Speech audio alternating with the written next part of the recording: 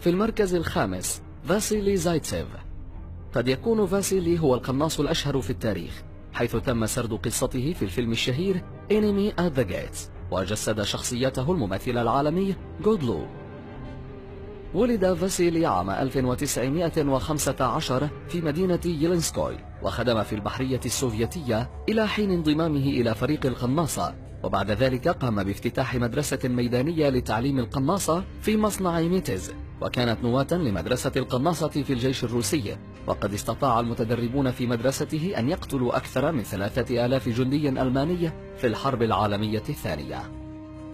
أما فاسيلي نفسه فقد استطاع أن يقتل 242 جنديا ألمانيا بين أكتوبر عام 1942 ويناير عام 1943.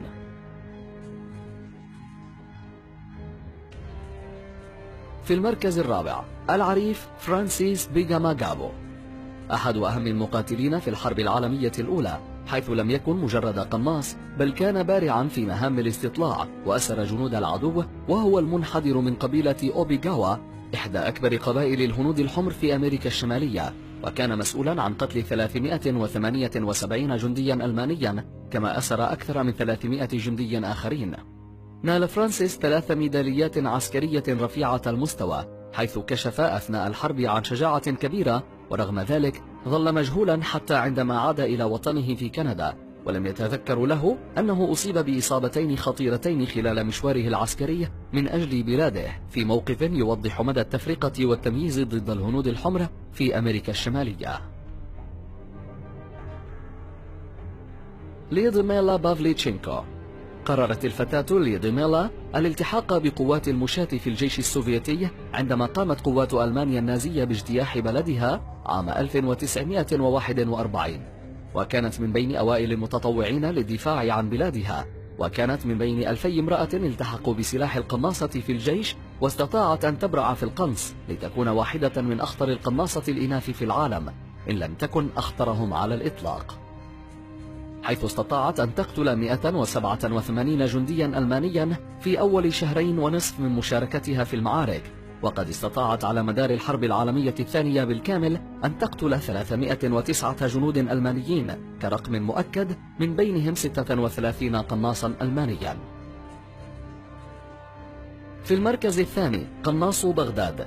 قناص بغداد وكنيته أبو صالح كان قناصا تابعا للجيش الإسلامي في العراق أبان الغزو الأمريكي للعراق، وكان قد أعلن جيش المقاومة الإسلامية بأنه قتل 645 جنديا من قوات التحالف خلال عامين، ولكن وزارة الدفاع الأمريكية نفت هذا الرقم الضخم، إلى أن كشفت تقارير مخابراتية بعد ذلك بسنوات بأن الرقم الحقيقي لا يقل عن 320 جندي.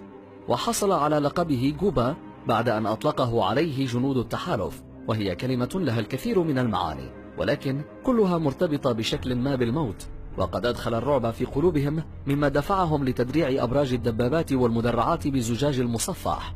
وكان قناص بغداد دائما ما يترك مكان كل عملية قنص يقوم بها ورقة كتب عليها قناص بغداد مر من هنا. ورغم مرور أكثر من 10 سنوات على اختفائه، فلم يكشف حتى الآن عن شخصيته الحقيقية. في المركز الأول سيمو هايا، الموت الأبيض.